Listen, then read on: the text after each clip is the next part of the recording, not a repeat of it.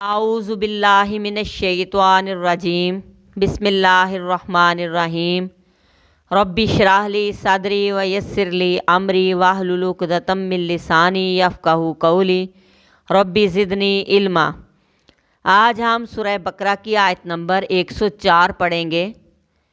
या अय्युहल्लज़ीना आमनू, ए लोगो जो ईमान लाए हो, ला तक़ूलू रायना, मत कहो तुम रायना, ला मत, ना, तक़ूलू तुम कहो, रायना रायना, वक़ूल उन्ज़ुरना, और कहो उन्ज़ुरना, यानी इंतज़ार करो हमारा, हमारी तरफ नज़र करम करो, और कहो उन्ज़ुरना, वस्माऊ, और सुनो, वलिल काफिरीना, और वास्ते काफरों के अज़ाबुन अलीम, दर्द देने वाला अज़ाब है। अलीम दर्दनाक, दर्द देने वाला।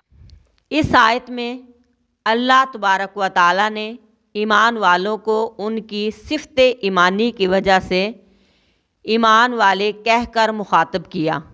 किसी इंसान के अंदर अगर कोई खूबी हो तो उसको उसके खूबी वाले नाम से पुकारा जाए तो उसको बहुत अच्छा लगता है और वो दिल लगाकर बात सुनने को भी तैयार हो जाता है, क्योंकि इंसान अपनी सिफ़त और खूबी को सुनकर खुशी महसूस करता है।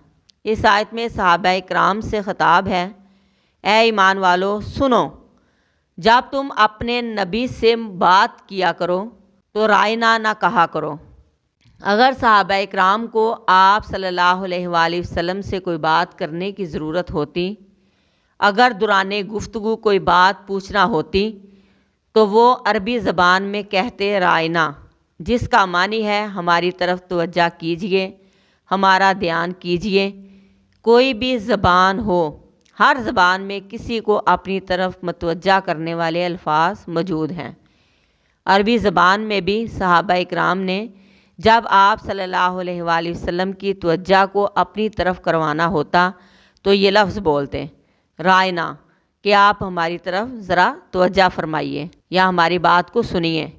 आप सल्लल्लाहु अलैहि वसल्लम की मजलिस में यहूद भी होते, जब वो आप सल्लल्लाहु अलैहि वसल्लम से कुछ पूछते तो आपको मुखातिब करके कहते रायना, यानी लफ्ज़ रायना को बिगाड़ कर रायना कर देते। राई अरबी ज़बान में चरवाहे को कहते हैं। अपनी ज़बान को दबाकर इस लफ्ज़ को तौहीन अमेज़ बना देते, क्योंकि इन मुनाफिक यहूदियों की नीयत में खोट था, इसलिए वो ज़बान दबाकर लफ्ज़ बदल देते। जो बज़ाहिर बोलने में लफ्ज़ वही महसूस होता था, लेकिन दबाकर बोलने से मानी कुछ का कुछ बन जाता। ये बात मामूली न थी।